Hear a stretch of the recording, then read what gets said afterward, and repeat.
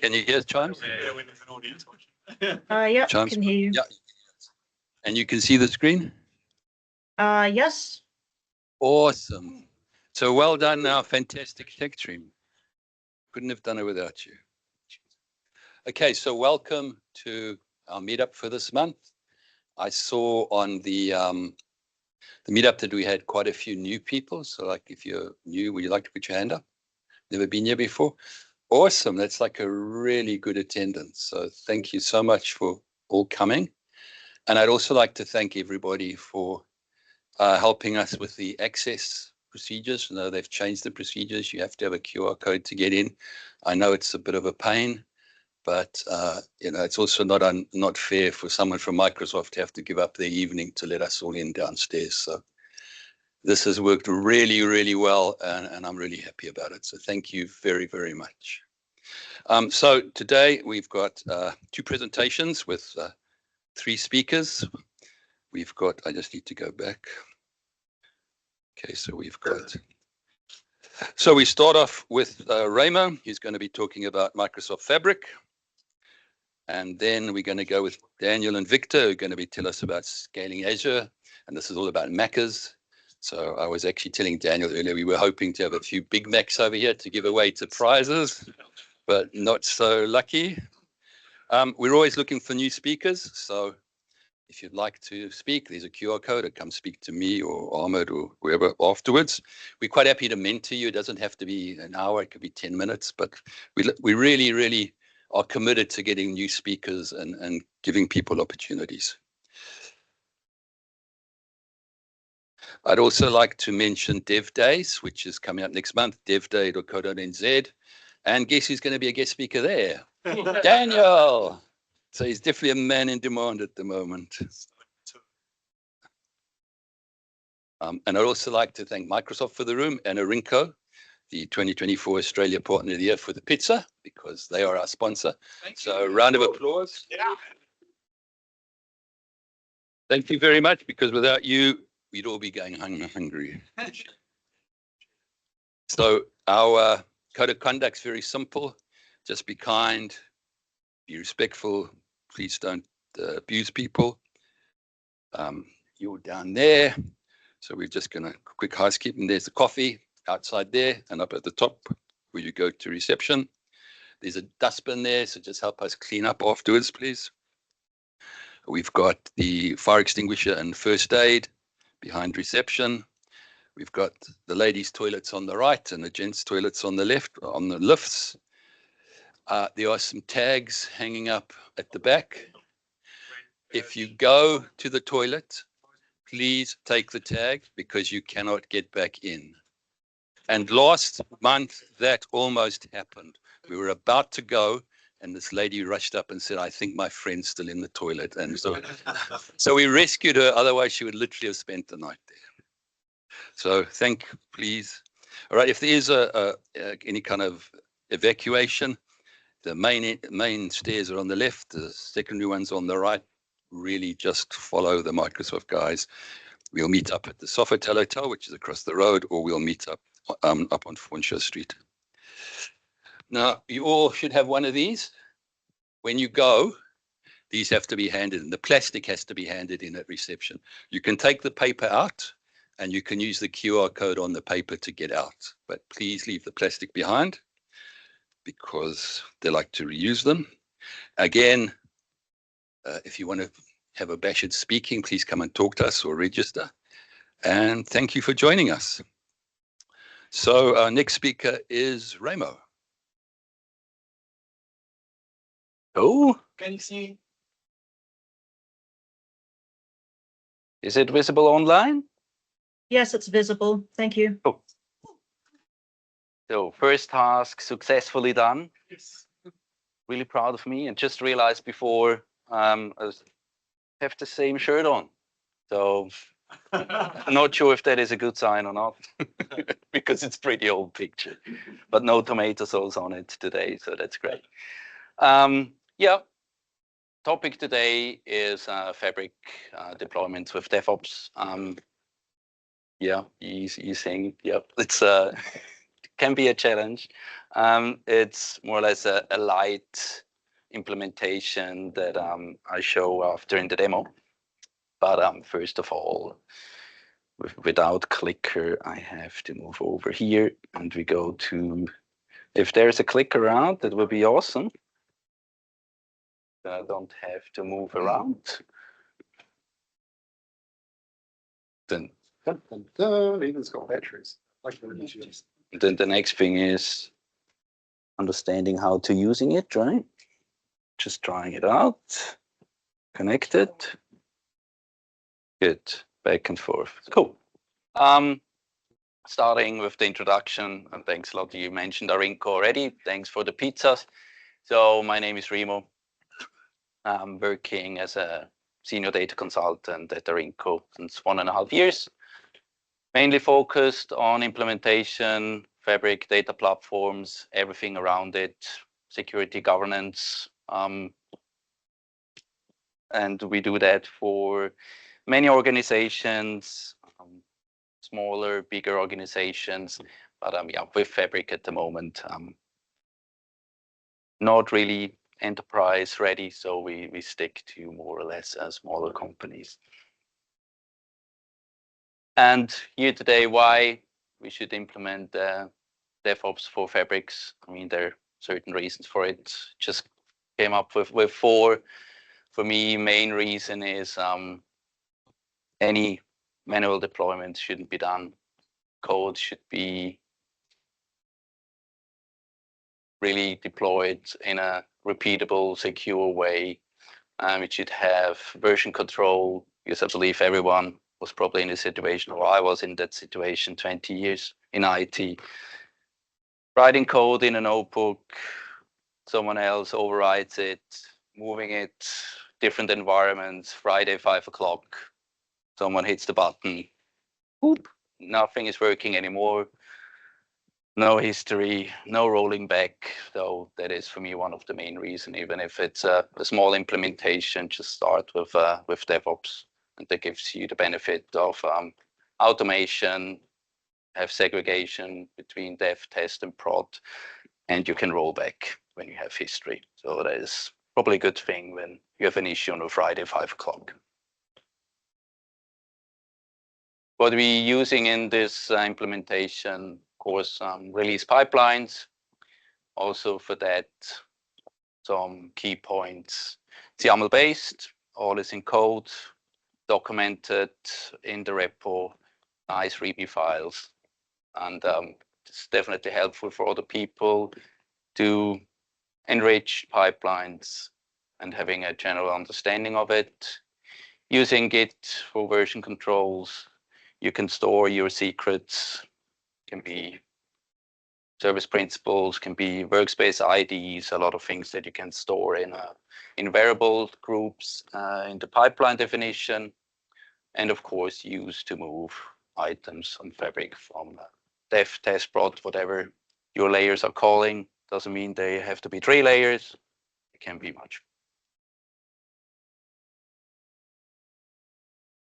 Something else as well is pro and cons with Fabric deployment pipelines if you want to use that in Fabric to deploy. But key thing there is simplicity, and it's a native feature in Fabric, stage-based. Again, you can use it to attach your workspaces to it, and it's handled in there. You can use it even if you're not a DevOps specialist. You don't have to write code, all is handled in there. One thing that I have probably to mention is you just can go forward in those pipelines. When you delete items in the pipelines itself, they are not deleted, so they're getting orphaned at the end. That is something that you can handle later with a Fabric API as well. Also that, I mean, just mentioned before, Fabric REST API. Great that is around. Can use it for really a lot. And what we're using here is at the end to starting the pipelines, to do the whole automation. It's integrated with DevOps. You can use PowerShell scripts to make the definition how the API should work. And of course, for authentication, you have service principal that you can use. And as I mentioned before, with the service principal, you can store that in the variable group from Azure Pipelines. And it's evolving. So it's every month new features and REST API, some preview features not supported, of course, but evolution is great. And I'm looking forward to see new features on the API side there as well.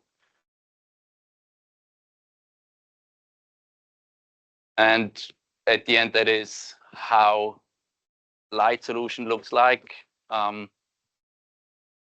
you have your feature workspace. It's connected to a feature branch. You're connecting with your tools, if it's with Studio Code, if you're doing it in the UI, to the feature branch, starting your work, changing the items, creating new items. And at the end, when you commit into the branch, it should be a merge into main. And in this solution, for example, the Dev Workspace is connected to the main, always up to date and synced. And after that, your release pipeline moves the item to dev, to test and production. And those workspaces are not connected. So that's the reason why it's a light version. So there are other options where you can connect your test workspace and your prod workspace, of course, to different repos as well, and doing the release pipelines directly on DevOps. But for me, it's easiest solution to start with a client, bringing them on the journey without big teams of DevOps engineers, a lot of developers, and it's just a start. And flexible, you can still go other ways after, and can handled by a one-man show. Can be 2-person, so it's great start with a company to start the journey. Then hopefully that would work as well. Hopefully, no demo effects. Technology, please work.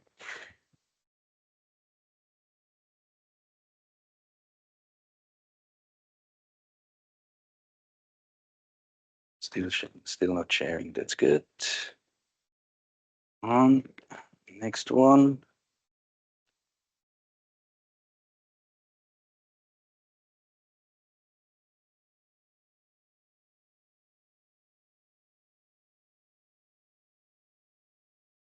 Oh, looks good.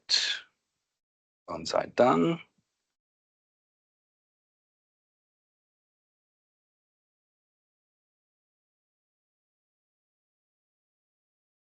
Ready or not? No. Oh, with that first. So at the end, I created a repo for the event today. And as you saw before in the demo and little architecture overview, different repos. So we're having a future use case branch, and doesn't look so good here. That's the main that is connected to the Dev Workspace, and the future use case that is connected to a separate workspace for development, like it was in the picture before. When we go back to Fabric, also to show that, wherever it is, we having different workspaces. Here we have the future use case that is connected to source control with already one open change, because I created a notebook for the demo. And then we have a Dev Workspace, UIT, and a production workspace where we release the different items. And the other part that we're using, as mentioned, the deployment pipeline. Also, really, that is simplicity. You're connecting your workspace to it. You can create rules, but for this presentation, there are no rules in. It's really just connected the workspaces to the different stages here. That's how it looks like in Fabric. And here, you go to pipelines.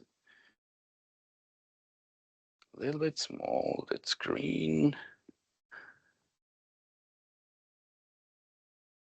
Having release pipelines with different environments for dev and test, deployments and test to prod deployments, different security gates with an approver, probably that makes sense to have an approver before you're going into production. You can build in tests. I mean, there's everything open there, but as I mentioned, if you're not a DevOps engineer or specialist, probably just going that way with approvals already helps much with the quality. Mentioned the library before.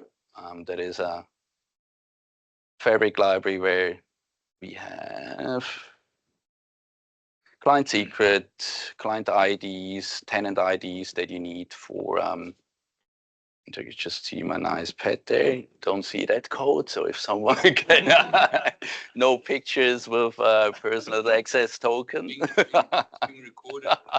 Yes, hopefully I moved pretty fast. Yeah, so delete everything. But the good thing is not using it. The other one was secure, so that's definitely a plus there. Yeah, you see, can happen.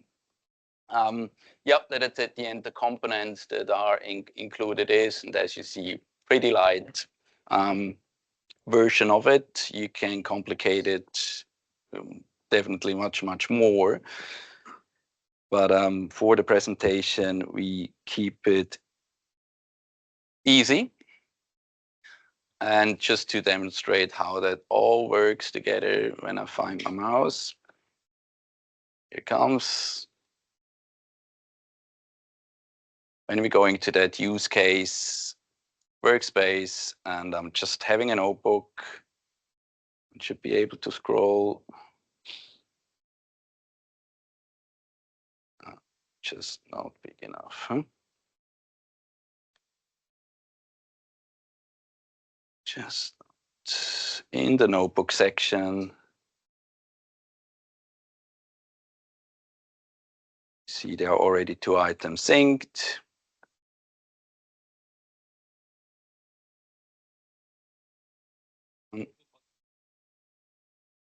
You can see the right sign.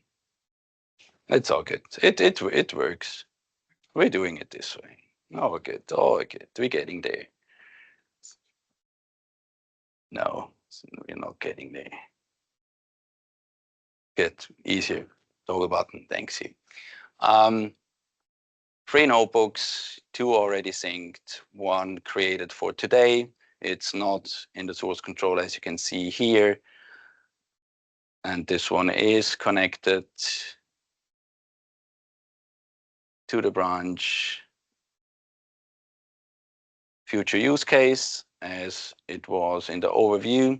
So at the end, first thing, created that one, seeing, okay, good. Chugging that one in to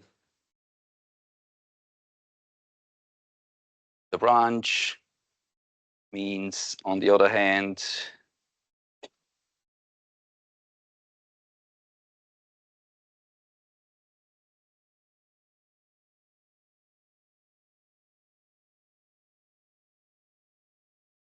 we should see a pipeline running that merges directly from that feature branch into main.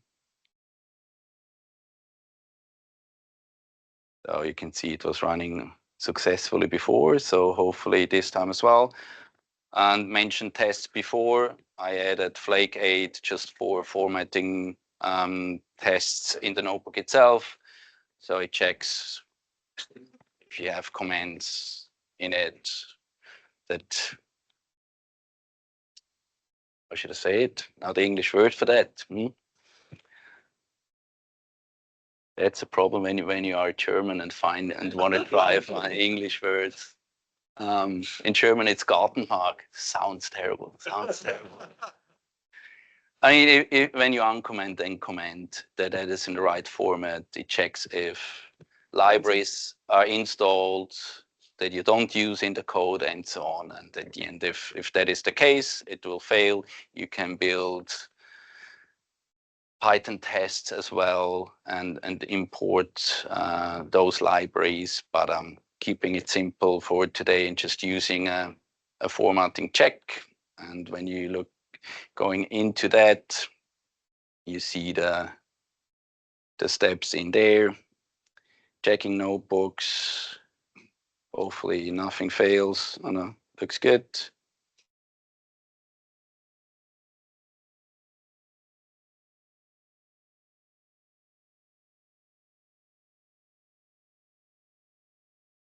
After a while, should be visible in the main repo, and the merge is completed.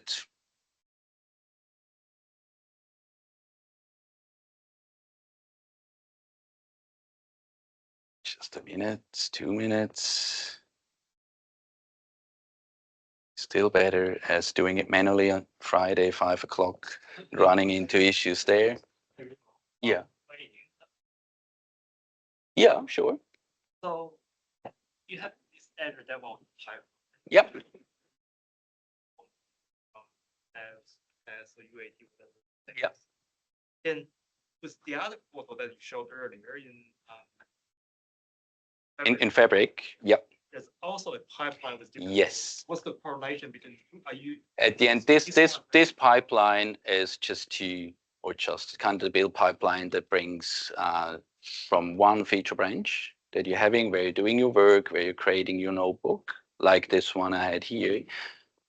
This pipeline is to bringing it from that feature branch into the main branch, where at the end the Dev Workspace is connected. That's more for showing at the end to end, but the release pipeline that triggers at the end, the Fabric pipeline, is the next part. This one is when you're working on your future branch, because in Fabric you have to use your own workspace that is connected to your future branch. It's not there that you can use your Dev Workspace, switching branches and doing it in that way. That's kind of a mechanism for you to do the pull request stuff. Yes. Work that into your master branch. Yeah. And then the other one is trunk-based development. The other one is triggering the release pipeline at the end that goes from dev, test, and prod.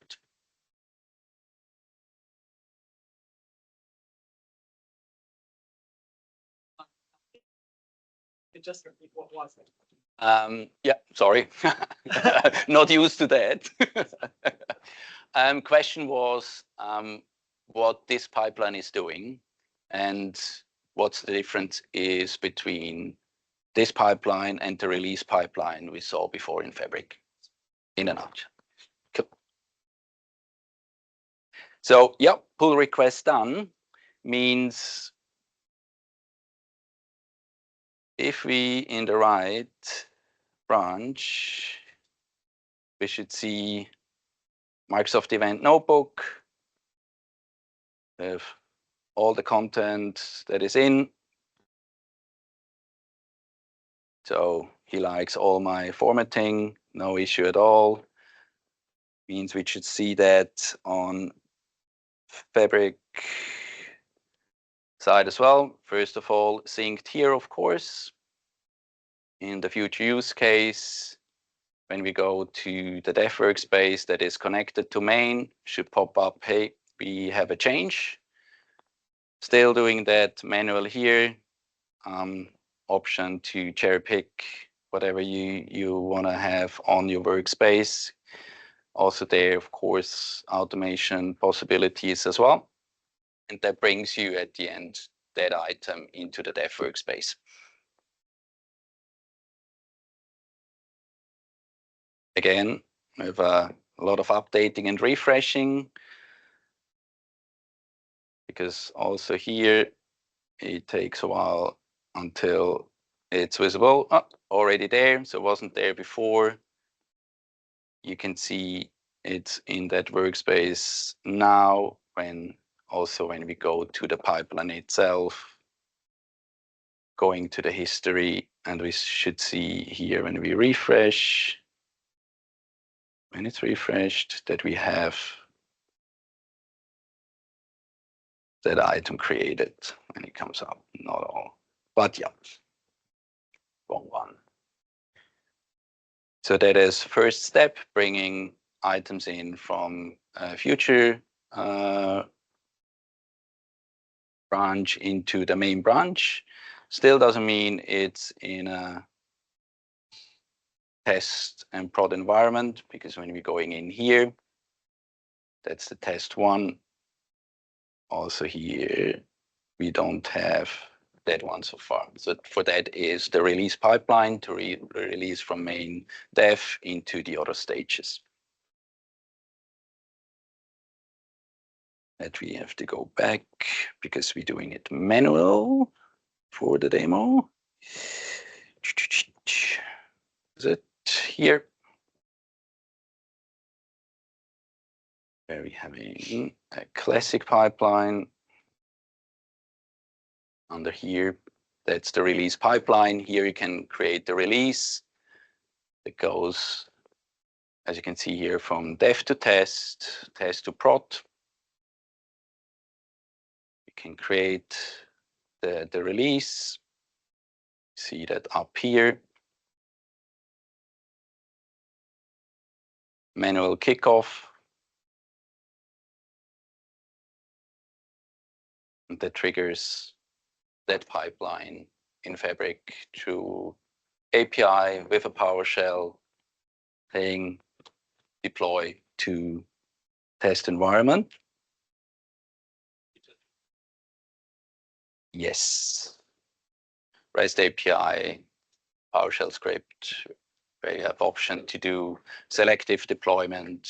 When you say you only want to do a notebook, want to do a pipeline, or you can just do deploy all.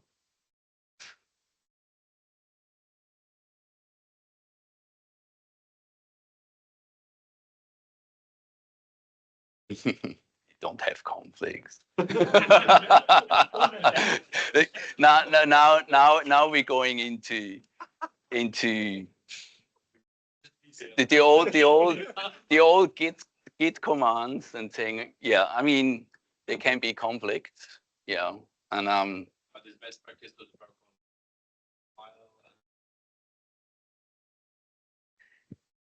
on I would say, I mean, also here it's all of my environment. I have one agent.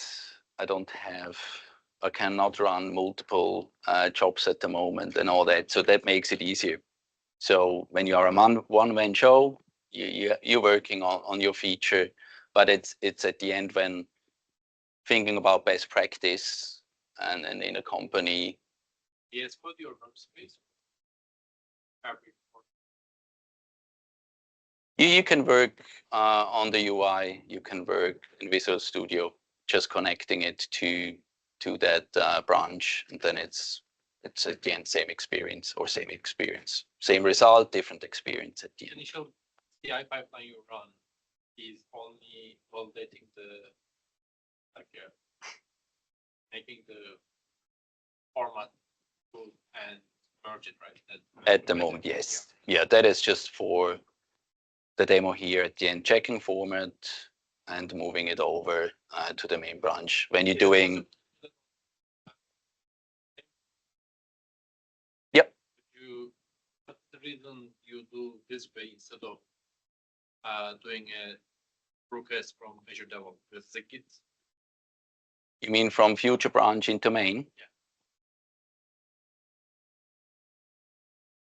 Same results at the end. The pipeline is triggered automatically, right? The pipeline is as soon I'm committing into a future branch out of VS Code, out of the UI, that triggers that merge into main. So, for example, at the moment, it's a static future use case repo.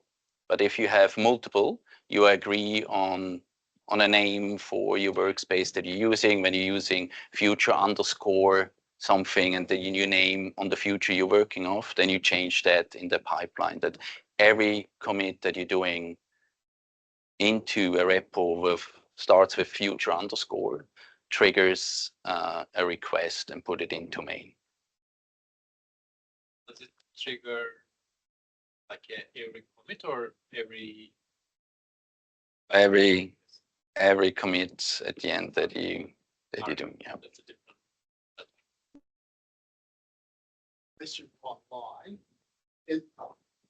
Is there a way to dynamically create and destroy ephemeral workspaces with granular commit level testing and experimentation?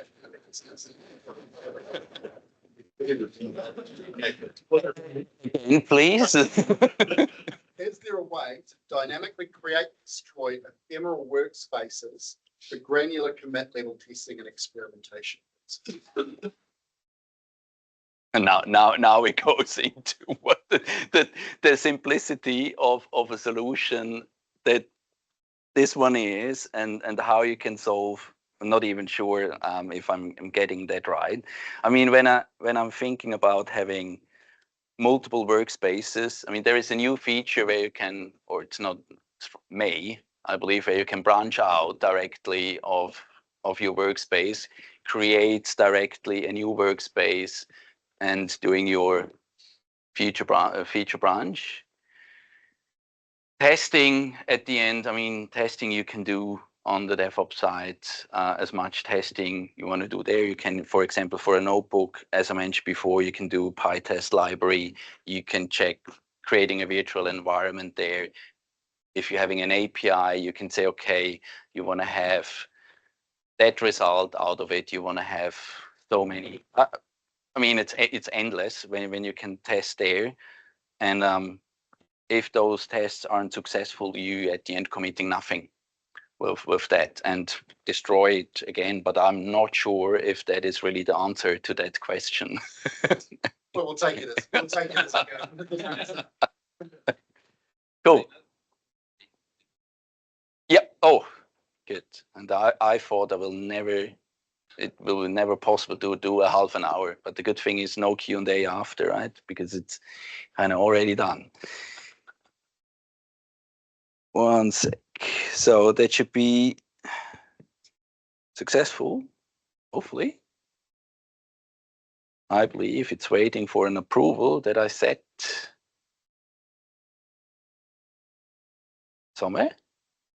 And my phone is here. And should be done.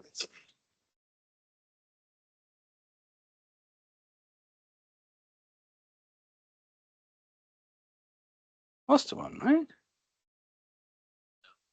14, thank you. Thank you. So I didn't click deploy.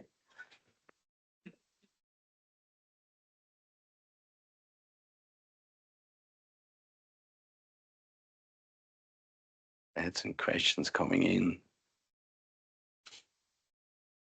Come on. Thank you.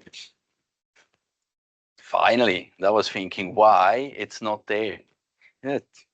See, running. And also here, simplicity for, I mean, already there, probably in practice, you set a gate where you have to approve, of course, because it goes from dev to test. I set here manually the approval gate for production. Also, you don't have to trigger it manually, of course.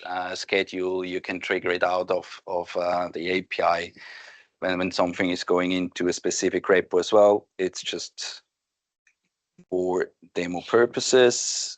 And now there is pending. My approval should have a mail.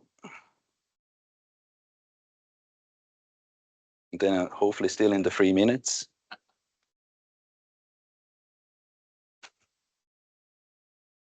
Yep, good.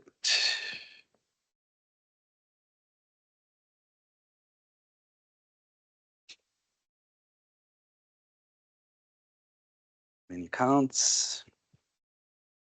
Okay. Something that we can test for UIT without approval it should be here. Yes, so Microsoft event landed successfully in UIT, and it will be the same thing in production, but doesn't let me in. UIT is enough, right? Should be nice when I can approve as well, and then we see that too. And yep, cool. No text, should add a text there as well, but time pressure.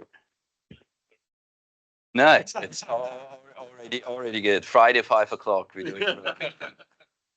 No, all good. Already done. I believe I'm still in time. Don't want to take your time away, honestly.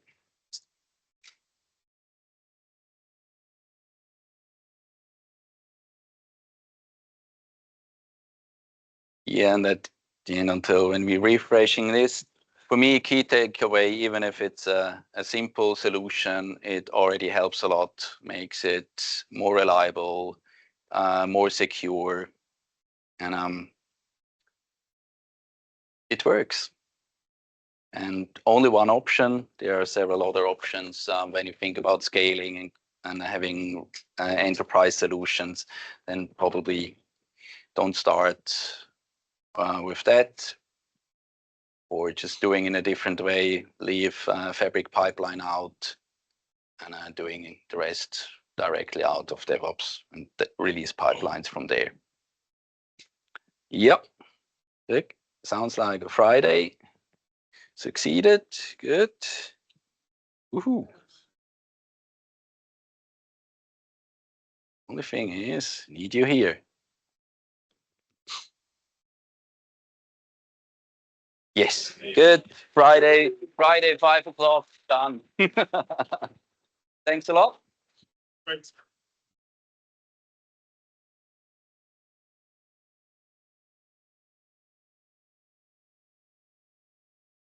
Yes. All right, kia ora, tēnā koutou. Very nice amazing to be here and back in this room. It's actually been quite emotional, like walking around these halls and see Steve and all our old friends from Microsoft. My name's Daniel. Vicky will introduce himself in more detail in a minute, but yeah, I work at Plexure, and we are a big B2B SaaS operating here out of Auckland. Tell you a bit more about that. We're going to talk all about scaling Azure and how we've managed to scale this amazing platform for Azure up to meet tens of millions of users now, monthly active users on Azure. So yeah, I'm Daniel. I'm a cloud architect, and Victor and I are the cloud architecture team at Plexure. Victor, you want to introduce yourself? Yeah, so I'm Victor as well, and also cloud architect together for probably 6 years now, and we were. Yeah, and we used to work in an Azure team, Yes. right? So, and yeah, we both started at Plexure together about almost 2 years ago. Yes, yeah. Yeah, so I'm sorry, I get to practice what we preached for 7 years. Try out all our tricks and all the patterns and practices that we used to go and tell customers, and now we're on the customer side doing it. So that's what we're here to talk to you about today. I just want to thank the whole team, Ahmed and Dan and Rory and Nick and Shaman and everyone so much for having us back. It's awesome. And we've got some really cool stuff we want to share with you. I'm going to go into quite a bit of detail and IP about what we do, because we think it's really important to share this back to the community. We just ask you to treat this under friend DA, so maybe don't post it on Twitter or too much about what we're doing. I know we're being recorded, and that's absolutely fine. That's we can't talk to you. It's confidential, but some of it we're going to go into pretty interesting. As much as we can in 30 minutes. And also, I think we're going to have to hurry up a bit because I know we A lot of content. yeah. Oh, have we got a clicker?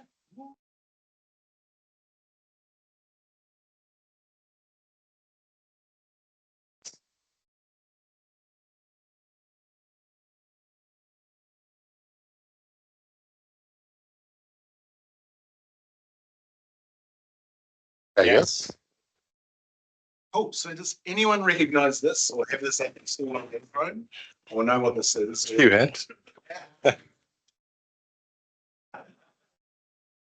I'm sure everyone knows what that is. Yeah. Yes, it's an iconic brand, right? And an iconic app. And yeah, if you're anything like my family, we love using this app and going to McDonald's restaurants from time to time. And what this app does is just enhance your restaurant experience by offering you cool stuff, offers. Probably our most famous campaign in New Zealand is the Monopoly campaign. So if you've ever played Monopoly at McDonald's, that's all runs through our app. It's the Macca's app. So we don't actually build the app itself, we build every single API that this app talks to. So we run the entire backend. That's quite a nice separation of concerns for us. We focus on the platform that drives this app and all of the enhanced experiences that it brings to what we call a digital consumer. So anyone who's walking into a McDonald's store and purchasing a burger, we call it consumer. So that's our business. And it's quite an interesting SaaS business because we are a B2B SaaS. So we have a couple of really large customers and they're both called McDonald's. So we work with McDonald's globally. And obviously we operate in 64 markets for them globally, including New Zealand. So we run a lot of their digital experiences in the app. The other one is McDonald's Japan. McDonald's Japan are a huge McDonald's market globally. And we also have the privilege of serving their customers as well. So it's super busy, super interesting because we're B2B, right? We've got these enterprise relationships with our customers, but we run at consumer scale. So massive consumer scale. So we don't have the B2C economics that you usually get in the B2C SaaS. It's a different economic way of working. So the way we think about cost to serve and monthly active users, all those types of metrics are quite different to how you would in a traditional sense. We're also quite late stage now. I think, I can't remember when Plexure / VMob was founded, maybe 10 or 11 years ago now. Yes, later. One of the first Azure customers. We're completely Azure native, or cloud native. And I think we started out on cloud services and good old SQL, Azure SQL DB. And yeah, we don't use either of those products now. So we use a bit of SQL, and a little bit of cloud services and being really awesome. We're not going to talk about that. Yeah. So yeah, big numbers in our business. One of the reasons I really was attracted to this role is because, as I mentioned, we operate globally at massive scale. So we are currently serving tens of millions of monthly active users, and that's a big number by any SaaS company's scale, but especially one based out of Auckland with 150 people and 50 engineers. That's really cool. So we're really proud of that, and that number's growing all the time. We can't tell you how many tens of millions, which is a little bit annoying, but it's a lot of tens of millions. And when we're thinking about transactions, we're thinking in terms of billions. So we handle billions of transactions a month, and considerable revenue around that as well. And we measure our data in terabytes and petabytes. So we routinely talk about petabytes of data. Terabyte or databases that are terabytes larger, massive big data footprint as well as a transactional data footprint. It's really fun. If you're a hosting guy like Victor and I are from way back, used to do web farms on IIS, doing this now is it's pretty fun. Yeah. So Victor and I are part of a cloud architecture team. We work a lot with SRE infrastructure, kind of ops teams. We're really in that what we call the core platform team. Our pillar is called the core platform, and we provide the platform, I guess, for our product. That's the way we look at it. And we've got our very own vision. This is not Plexure's vision. This is our platform team vision, and that is that we are able to. It's called any market, any campaign, any time. So what does that mean? It means we want any country that comes to us, any McDonald's country, we call it a market. It says, hey, we want to use your B2B loyalty platform. We want to be able to say yes to them, and we want to be able to run any campaign they want. So a campaign at McDonald's on our app is when they send notifications, so mobile notifications, and those notifications can number in the tens of millions, and they can send out tens of millions in a few minutes. They're trying to contact a lot of consumers, and we want to be able to do that anytime. So we run those. So we can run a campaign at any time of the day or night. We want to be able to do that any time of the day or night. There's nowhere in the world where there isn't one of our markets that's currently serving either breakfast or lunch or dinner. So it's absolutely a 24/7 operation. We don't have scheduled downtime. We don't have maintenance windows. We don't have anything like that. If we need to make a change in pod, we are rebuilding the engine of the 787 while we're flying along with people. So that's the way we look at it. So it's exciting stuff. So on that vein, we are super invested and concerned with building a resilient platform. What we really want to do is ensure the highest of reliability that we can at that scale. So we spend a lot of time on that. This is just a typical roadmap of the way we would look at our journey through to resiliency. This is not our roadmap exactly, but we've done a lot of these things, and we're planning to do a few of these things as well.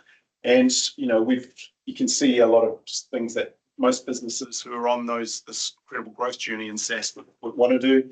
The first thing that we did when we walked in, or Victor did actually when we walked into Plexure, was do a service catalog and actually go and find out where all the stuff was. So that was an incredibly useful exercise for us through diagramming and other things like that.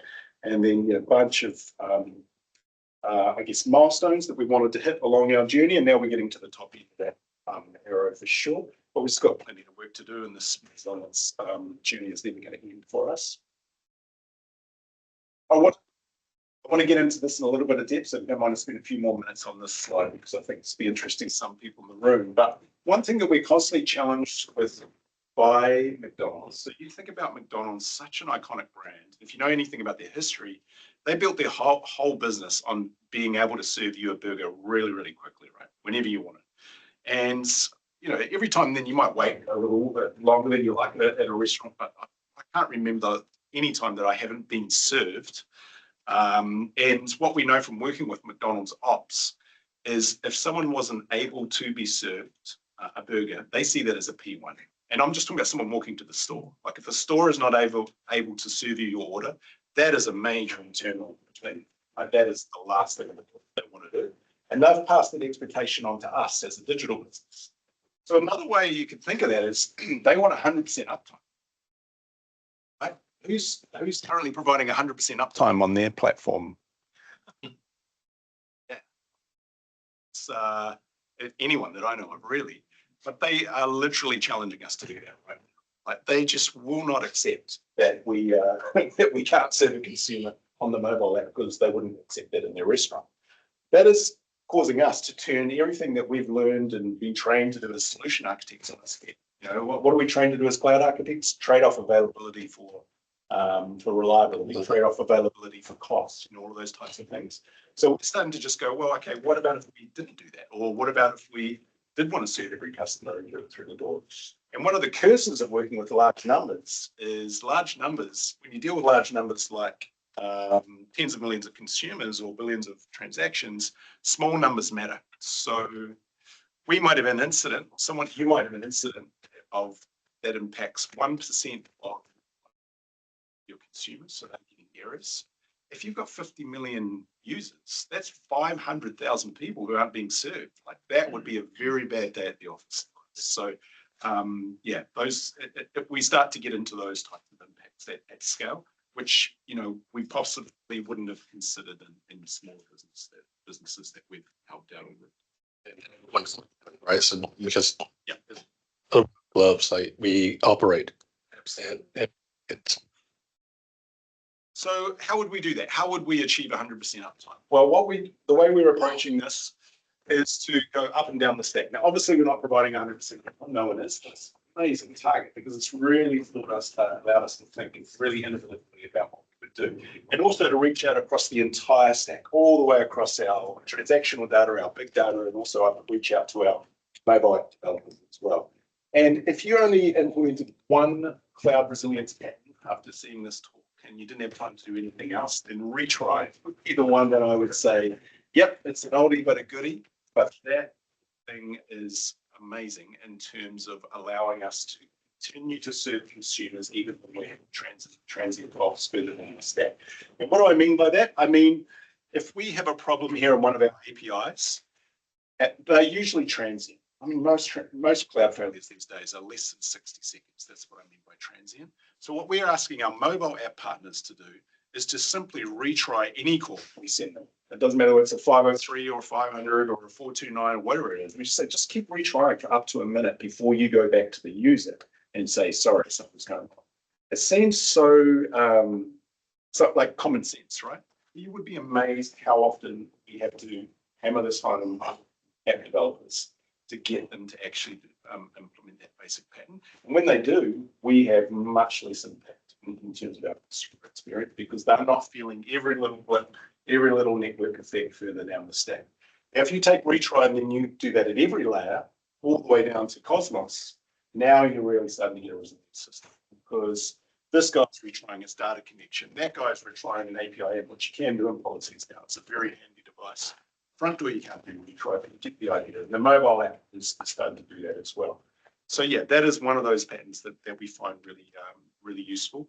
The other one that I recommend at scale is bulkhead, and which is again such an old and simple pattern. I never really paid that much attention to it. But bulkheads, if you think about a ship that's going through the ocean and you know, it gets punctured by a whale or a torpedo, a mass rocket or something. Yes. You don't want the whole ship to sink just because one of your compartments has been impacted. You want the rest of the ship to keep on being able to function and not sink. And that's the way we think about bulkheads. So we think about bulkheads in multiple dimensions, but one of the most important is our APIs. So this is a simplistic example. We've got almost 20 APIs, individual major APIs that we operate now. But the example I'm showing here is identity versus offer.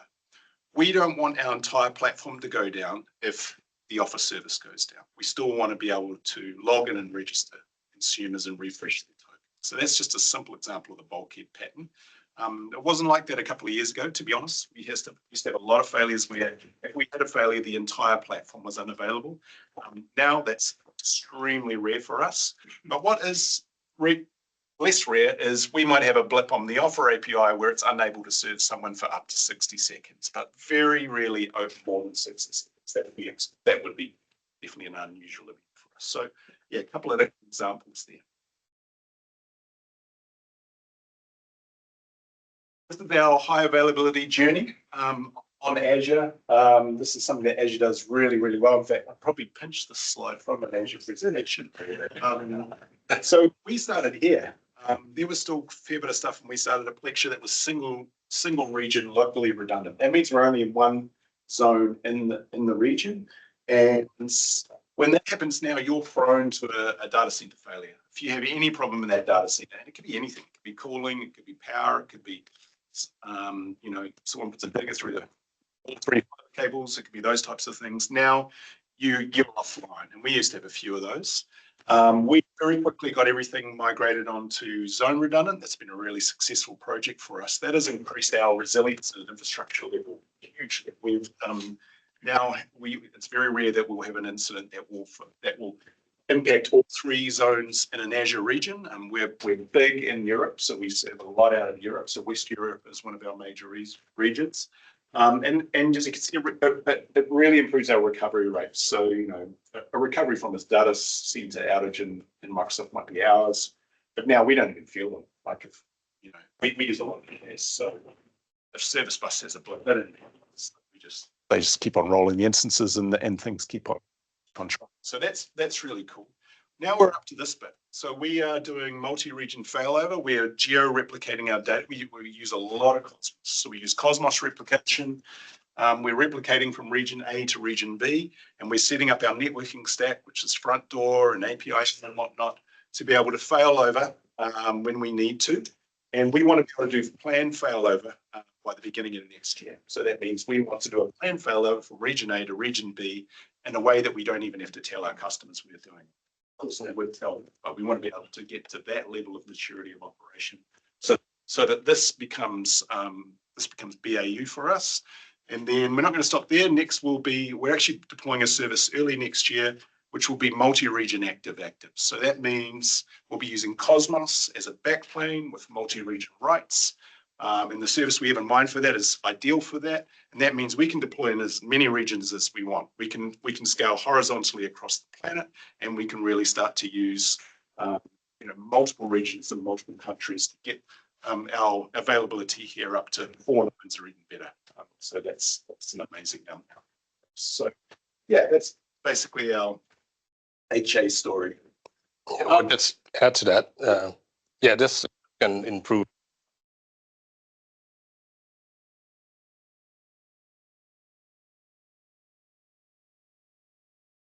Get us closer. Come on, yeah. No, he's right. Yeah. So yeah, so that's, and it's not just the infrastructure, but it's also the application side that we try, like they were talking about those patterns and Totally. combination of those things. Yeah, if you can get the product teams on board, the software folks, that's the most impactful thing you can do. Yes, Aaron. If you had to put percentage uptime on each of those groups, what numbers would you put on them? Yeah, so we use Azure SLAs to inform availability, and we find it's a pretty good measure for us, and we practice composite SLAs. So we've got a little spreadsheet that we use to work out this. If you know composite SLA math, you'll know that you are restricted by the lowest common denominator. So yeah, we still have a bit of table storage hanging around from when that was a really good idea. Unfortunately, the SLA for table storage is 3 nines. So any of our user journeys, and by the another interesting, we don't have time to talk about today, but we take a user journey approach. So there's a few user journeys that we have. A user journey for us would be login or redeem an offer or something like that. We've got a few user journeys that, if we look at it on a pure SLA basis, are less than, are going to be very close to 3 nines. For other services, they're more like 3.5 or 4 nines. And to be honest, 4 nines is pretty good for us, because 4 nines is 4 minutes of downtime in a month. And we also have front door across the whole thing, and the SLA on front door is 4 nines. So that's the limiting factor in terms of the so yeah, Danny is using NZ multiple. Sorry, Let's say north. we not really at the moment, but we want to. We wouldn't use it for serving customers in New Zealand. We want to use it for things like Dev Workstations. We want to build our next test environment in NZ North, because most of our engineers are in. We've had the Cloud Collab guys in helping us to build infrastructure as code, so we can build environments anywhere we like. And yeah, that's such an obvious choice for us. We're really excited about getting into that region. But the reality is, most of our markets are in Europe, so yeah, we'll continue to see that. What type of failures are we talking about here? Say it's like, is it like a Azure service plus or whatever it's not available, or like is that that's the thing that you're consuming? Yeah, absolutely. If you're using, I'll use a bit of actually Service Bus is a good example, or even app services. Anything can happen in that data center. I mean, we've all been in data centers, so we know the sort of things that can happen. And if that happens now, that service is going to be down for more. It's going to be down for an extended period of time. But those are the types of things that this level of resiliency will have. You guys use Chaos Monkey? Yeah, we don't use the Chaos Monkey framework, but we do use a bit of Azure Chaos, which is similar. We do chaos testing, not using that framework as well. So we run test it, pull stuff out, see what happens. We've done that on our venting framework work at the moment. But I wouldn't say we're a big chaos tester or mature user of that. We're not Netflix or anything like that yet, but yeah, we have to get better at that. Yeah.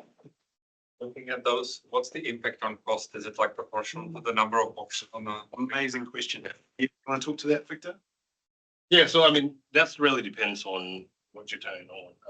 But yeah, I mean, because also the regions cost very different from region to region as well. So they're somewhat different.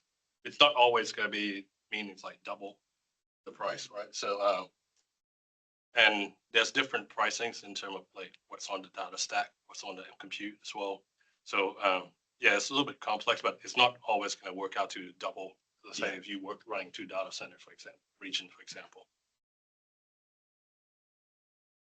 Yeah. Sorry, just to piggyback on the pricing level there. So for each kind of zone you have there, would there be essentially a sliding pay scale depending on what you're looking at with your SLA? So like your uptime and stuff like that, there'll be a sliding pay scale for each of the sections there. Yes and no, it depends on the product. So for example, Service Bus, you can go from that to that and no change in cost. Cosmos, a small increase. I can't remember, it's like 10% increase that goes up redundancy, which you're not really going to feel. When you get to multi-region, obviously you're deploying 2 sets of infrastructure, but you can be smart. Like if you're doing a failover, you can run this down at a minimum scale. So you can have a warm standby or even a cold standby if you're willing to do that in region B. That's a good way to save costs as well. In our business, because we have an enterprise relationship with a very, very demanding enterprise customer, they are willing to trade cost for availability. We'll talk a bit more about that in a future slide about the way they think about that. That's very different to a cost to serve business like a B2C SaaS, where you would be trying to minimize these costs as much as you can. But there's definitely clever tricks. But at the end of the day, yeah, you are that, the higher the availability, yes, you will see an increase in cost. But as Victor explained, it's not linear. There is definitely ways to be smart. And especially, I think on the zone redundant, for example, say you're using app service and you already run 3 instances, then that's going to be no different for you being able to go to zone redundant. If you're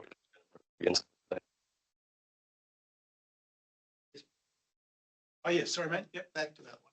So how that affect on the latency? So, the question, how does that impact on latency? yeah. Yeah, very little. Within a region, you won't even notice it. I mean, of course, there is a latency impact, but if you're doing what we're doing, which is APIs, platform APIs, you'll hardly feel it. When you get to this, it depends on your networking setup. So we have a networking stack we'll show you in a minute, where we can switch to either side. From a consumer perspective, there might be a little bit of latency geographically, but there's very little difference between serving out of Amsterdam or Zurich from a European perspective. Like we serve New Zealand from Europe, and we don't get any complaints. You know what I mean? That's not really a massive concern for us. But yeah, you wouldn't want to be running a SQL DB or a Cosmos DB and connecting to it from here. We would never do that. We'd always have a fairly monolithic traffic flow per region, if you know what I'm saying. Yeah. We can do a whole talk on that, especially when we get up to this end, because now we're actually improving our latency by striping across every region. So we might have to come back into that. Cool. Just a real quick one on how we manage app services. So we love app services. Again, it's an oldie but a goodie, but we've managed to extract incredible value out of this service. It really suits our older hosting models, which is quite monolithic .NET framework. And now we're moving to more sort of domain services, almost microservices, and we may change that for you. But at the moment, we love it. It's a fully managed PaaS service, but it does have limits. And anything in cloud has limits, and it's important to understand them. The limit of an app service is your max is 30 instances. Now that's a lot. I mean, we use P1 V3s, which are 2 core machines. We can go up to a P3 V3, which is 8 cores, each with like 32 gig of RAM. Those are big boxes, and we can get 30 of those in one single app service plan. But at our scale, that's not enough. So we actually put a load balancer across multiple app service plans, and we load balance traffic across them, and that's how we actually are able to scale, a fully managed PaaS service. Even further out, so we get to the sort of scale you'd be able to get to in a Kubernetes cluster or something like that on a fully managed service. That works for us well. It doesn't work for everyone, and it may not work for us in the future, but it's definitely something that's worked well for us. So we have this really cool networking stack above these app services. We got Front Door, which we love because we get amazing DDoS and a pretty good WAF, and it's industrial scale, that thing. It'll just serve anything. Hi, Abby. Hey. It's Abby everywhere. We have APIM, which we've also grown to love. It is actually a very versatile device. It's one of the few API gateways in the market that will do rate limiting across multiple regions, and we need that because we want to be able to rate limit stuff like DOS attacks. App Gateway is an oldie but a goodie. We use it a lot. It's cheap. It scales. We never have any problems with it. So that's quite a handy load balancer. So you would just manage to sort of combine these great networking products to build that stack. And it gives us a lot of versatility because we've got multiple layers of indirection there, which is quite. Sorry, Victor, I'm taking up all the time as per usual. That's fine. All right. Victor's going to talk about instant scale. Or that. Do you guys ever consider serverless architecture in this sense because of the scalability of? We use function, yeah. Yeah. But at the end of the day, we have to host them on something, and we understand the hosting model quite well. Victor's going to talk about metrics, so we know exactly how many cores we need for traffic we serve and stuff like that. So The nature of monolithic in the sense of services. yeah, So at our scale, so I mean, there might be some instances where we need to scale really up really quickly because the traffic volume just all of a sudden spike up. And this, what I'm talking is just like matter. So we can 5x, 6x, or 8x. We're 20,000 RPM within one. So what we do is about measuring things, right? So we need to get some metric telemetry in, so you can prove what you don't measure. So what we do, we collect everything, we improve. So we do this optimization. So it's not just about the data we analyze it, and we right size the compute and the volume of the user. We do a lot of analysis around that. We do a lot of planning. So we do have some seasonal stuff that we do, and we got data that we analyze and forecast on. And what we do,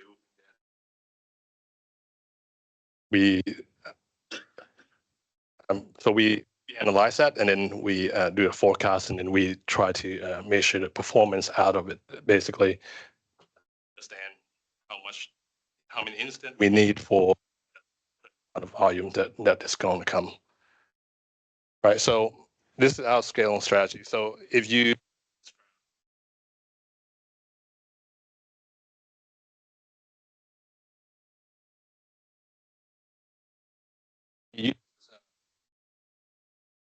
services, you know that there's an automatic auto scale feature. So there's there's a rule base that based on things like CPU and memories and things like that. You can scale based on that. And there's a new feature that came out like a year ago, GA a year ago, and it's called automatic scaling. So we're using that now. It's been like, we've been testing it for quite some time when it was preview, and then now it's when we're live, and we're still using it. So it's working great for us. What you do is that you need to set that minimum scale there. So you could start off with three minimum instance and let it grow based on traffic. So what it does, it kind of look at your response time and combine with the HTTP requests that come in through, and it will scale based off the response time sort of thing. So but what we do here is that when we have a seasonal thing and we know we're gonna have a huge volume of traffic that's coming through, and we would set our minimum scale at the blue line, using a schedule. Yeah, using a schedule. So we can do either it's like you get the DevOps or sort of script that trigger based on the schedule. What we do there is that we think of this as an insurance policy for us, right? So I mean, we can scale all the way up to that. We know that the peak's going to hit, and then let the auto scale handle the rest of the way if we ever get there. And then you get that orange line. It's kind of hard to tell it's orange, but that's basically our limit. So when it's almost hitting that like that instance, for example, then we would alert someone that's on call, say, oh, you may need to call manual scale things out, whether you scale up or you add more node, add additional extra service plan. And we can adjust that blue line up and down based on that business appetite. So I mean, if you think that we have budget, we can, or if the business think that we kind of confidence in terms of how good scale, then we can lower that bar. So you can tweak that. So that's sort of our scaling strategy. Yeah. So if it was up to Victor and I, because we trust the platform's ability to scale, we'd set that minimum scale quite low. But what we've learned to do is really offer the business choices in terms of their appetite for risk, how comfortable they're feeling about the campaign, things like that. And we, as Victor just said, we see this as they can, if they want to up that line to above what we forecast the traffic to, they're more than welcome to do that. But we've been through campaigns where we've set, where that minimum scale's been set quite low, and it sails through. So, as engineers, we have confidence. Sometimes the business, we need to reassure them, and that's why we always give them the choice. Look, if you want to scale up this big campaign, we're happy to do it. Obviously, it's going to cost more, and we can tell them exactly how much more, which they really like. But yeah, it's a good way of looking and balancing the business value versus the technical discussions we always have, which is just use auto scale and trust us. But that doesn't really fly in our place. It's also saying that, there's a bit of caveat on the software side of things as well, that, the app in it, yes, gotta kind of be up to scratch in terms of how fast it can start up, those sort of things. Is that working that way? It's cutting it. It's cutting it out. Fine. It's not. Can you do a handheld, Victor? Yeah. 5 minutes? We'll speed up. So sorry. All right, so I think we're done here on the scaling. All right. So We're right on time, Yeah. Rory. Dan just gonna. Is this one working? Yes. Yeah. Okay, cool. So we've talked a lot about the technical stuff. What about the organization? Like, how do we get everyone on board with these concepts we talked about?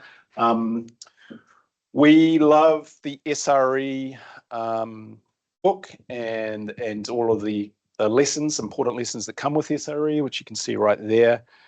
SRE in a lot of organizations can be a team name. What we're trying to do is progress SRE beyond just being a team name and actually being a practice that is not just adopted by our core platform team, our platform engineers, but by every team really. So doing all of these things, setting SLAs for the products that they develop, automating everything. That's so important to us. Friend of mine, Kumar, who runs Bing, which is a very busy service at Microsoft these days, said in a great talk he did here in New Zealand, was the only mitigation is an automated mitigation. And that's what we aspire to be. We hate waking people up at night. We never want to be able to have to manually scale. We want everything to kick in and work automatically.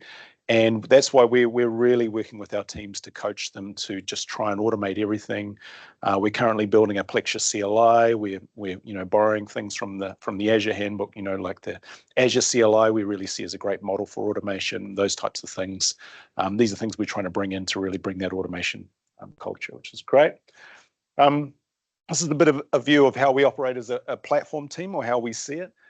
So this is us. That's the core platform pillar there in the top pink box. How we want it to look, and this is what we're working towards, is that we've got these product teams who are building really rich and valuable products for our business. And we want them to be able to perform product management, to write code and test to a definition of done, to do their own CI and CD. So we let them own their continuous integration and continuous deployment up to packaging. And then they give us a package and we release it into prod. And our part of that contract is we keep it secure, we keep it highly available, we'll monitor it and we'll wake people up, when they need to be woken up, those types of things. So we're taking care of these things: identity, release, metrics logging, deployment and hosting, shared services, shared libraries, a whole bunch of stuff there. We have software engineers and SRE or DevOps engineers on our teams. That's the way we look at it. And then these green arrows, are really these contracts, right? These when you're at this scale, and we've got a lot of services now, we're asking all of our teams to set an SLA. So in their SLA would be, okay, well, we currently can do 3.5 nines uptime. We can serve 10,000 RPM per instance. So we'll ask them to perf test inside their dev loop what an instance can handle, so that we can plan capacity, and then other things as well, business metrics like offers served per hour or other stuff that we want to monitor is really important.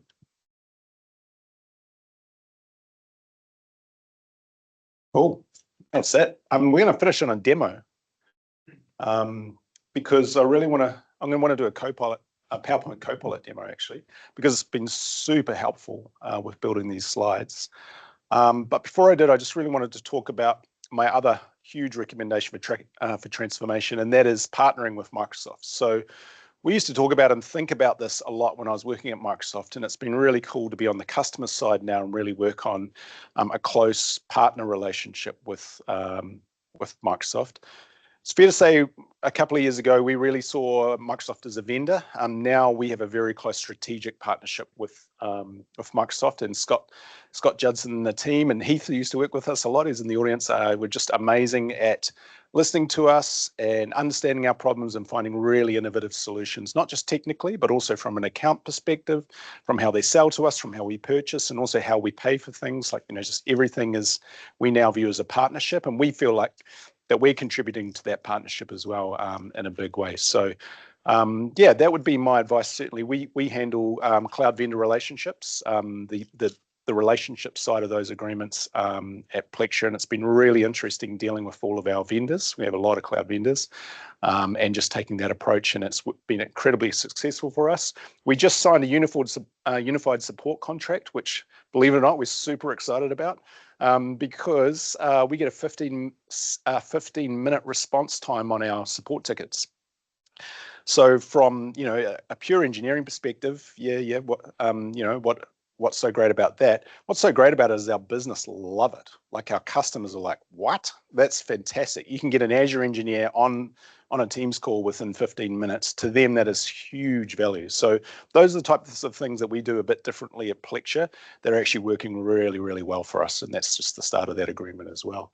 But anyway, what I thought I'd do is get Copilot to build a slide. I'll be with you in a minute on just to build a slide to sort of draw the incredible strategic partnership that we have with Microsoft. And these days, it's just as easy as typing a prompt in. So we'll go create a slide that represents the strong strategic partnership between Plexure and Microsoft. So let's see what renders here. And bit of Comic Sans, that's good. Yeah.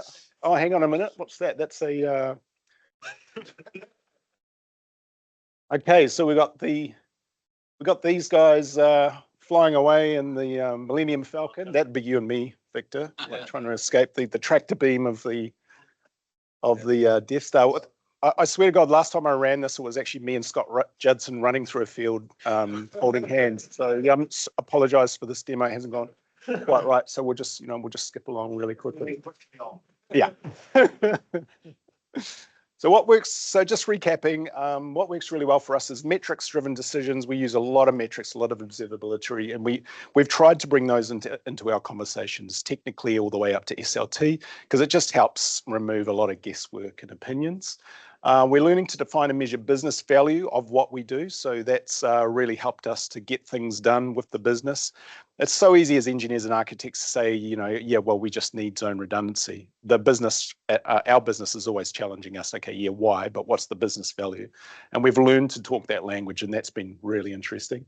Well-architected frameworks. Shout out to John Downs and the team at Microsoft Learn. This has been an incredible framework for us to walk into product teams. And, it's amazing how easy it is just to walk in with those 5 pillars and have those conversations with them from a review perspective, from an education perspective. Fully managed PaaS services, we talked about, works well for us. Strategic partnership with Microsoft is amazing and helps us to get stuff done. Unified support and Azure event management has been really helpful for, again, being another insurance policy or mitigating concerns and risks with our customers. And Cosmos DB, and we could do another whole talk on Cosmos DB and how amazing that thing is. The reason why we love it is because it just gives us one dial to dial up capacity, and it gives us things like throttling, which, with other products, frankly, that something as simple as throttling is quite difficult to set up. So yeah, Cosmos DB, we love that. And then performance testing and understanding our throughput and capacity. There's a bunch that we haven't talked about, we've alluded to. We'd love to come back another time and chat to you about all of these things, because we're doing a lot. We're super busy. We're hiring at the moment. So yeah, just a shout out for our TC team. Oh, it looks like that's time's up. Anyway, thank you so much for your time and attention. That was the end of our talk. Yay! Well, thank you. That was amazing. And I'd just like to ask, just a show of hands who'd like these guys to come back and talk to us next year. Yeah, well, there's your Next answer. year, too long. Yeah, we've got to put it with that schedule, but I'll talk to Ahmed and the team. But yeah, that was awesome talk. Thank you so much. Awesome. You Thank you. really saw the interest. Can we do a quick selfie? Like Remo, just like speakers and organizers, and then just want you guys in the background as well. Yeah. All good. All right. Sorry. Thanks, Dan.